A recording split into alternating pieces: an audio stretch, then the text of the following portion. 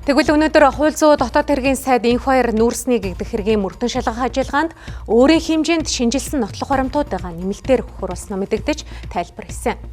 Гэхдээ тэрээр Бортегийн орд гэрээгээ таавар Эрдэнэс оюутлахын 20 сая $20 гэрээ гэсэн 3 асуудлыг цохож дэлгэсэн баримтаа хувь гишүүний байр суурьнаас аль эсвэл хууль зүйн дотоод хэргийн сайдын хуваар ил болгосон хэсэгтээ хариулт өгсөнгүй.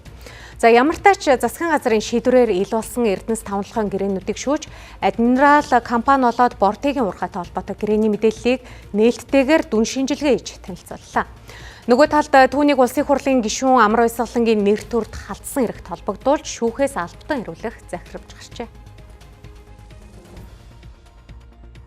Нэгдүгээрт Бортег орд 400 их найт төгрөгийн үнэлгээтэй стратеги орд хэрхэн Эрдэнэс тавталгаа охин компаниас хувийн компанид шилжсэн үүнд улс төрийн нөлөө орсон байж болцсохгүй гэх мессежийн баримт дэлгэгдэв.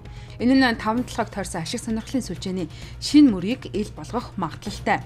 Хоёрдугаарт гэрээгээ тааврын өмчлөл ерхий сайд тасан оюун урдны нэр холбогдсон Hera Entertainment компани хотын төвийн үнэтэй үйл хөдлөх хөрөнгийг хууль зөрчин шилжүүлсэн байж болцсохгүй гэх баримт нь эрх баригчдын хөрөнгө эрх мэдлийн огтлолцлыг илтгэж буй хэрэг юм а.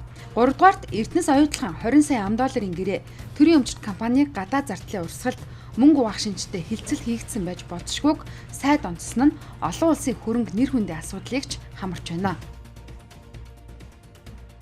За юуны урд улсын их хурлын дарга Амар Баясгалан холбогдох гэмтэргийн шинжтэй асуудлыг 3 зүйл ангаар Монгол Улсын прокурорын байгууллагаас яллах дүгнэлт үлдэж яллагдагчаар татсан бөгөөд Амар Баясгалан яллах тогтоохтойгоо танилцаж гарын үсгт зурсан гэсэн мэдээлэл авагдсан байна. Энэ нотлох баримтууд одоо шалгагдж байгаа гэмтэргийн үйл баримтанд байхгүй буюу одоо мөрдөн шалгах ажиллагааны нууцад байхгүй мэдээллүүдийг бий үзүүлж байна. Энх баяр сайдын энэ мэдээллийн араас түүний даалгавраар цагдаагийн ерхий газар хэрэг мөрдөн шалгах ажиллагааны талаар товч мэдээлэл өглөө. Цагдаагийн ерхий газар нэр бүхэн иргэдийг төрийн өндөр албан тушаалтны нэр төр алдар хүндэд халтсан хэрэгээр шалгаж эхэлжээ.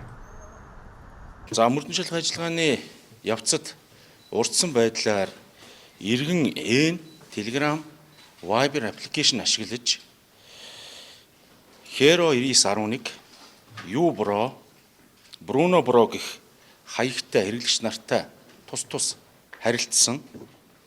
За улс төрийн өндөр албан тушаалттай хүмүүсийн зураг, бичлэг дуу дүрсний эвлүүлэгхийн бэлтгэж олон нийтэд зохион байгуулалтаар тарааж тэднийг нийгэмд харлуулах, буруу ташаа мэдээллээр иргэдийг төөрөгдүүлэх үйл ажиллагаа явуулж байгаа мөрдөн шалгах ажиллагааны явцад тогтоогдож байна.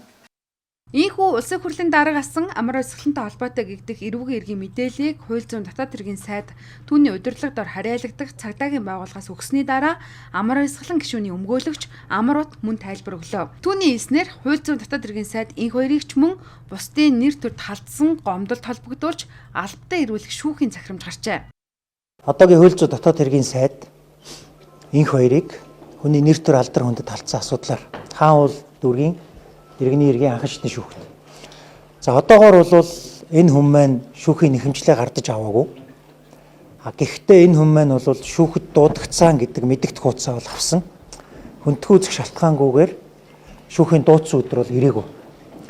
За бидэнд шүүхээс өгсөн мэдээллээр өчигдрийн байдлаар бол албадан ирүүлэх шийдвэр захирамж бол гарсан.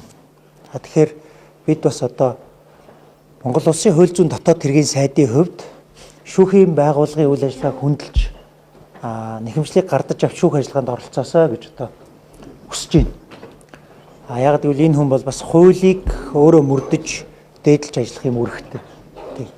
За нөгөө талаасаа та бүгд зүгээр одоо ерөнхий улс төрийн нөхцөл талаас харуул аль хэрэг ямар хурдаар явж аль хэрэг ямар хурдаар явж байгааг бас харж байгаа бах те.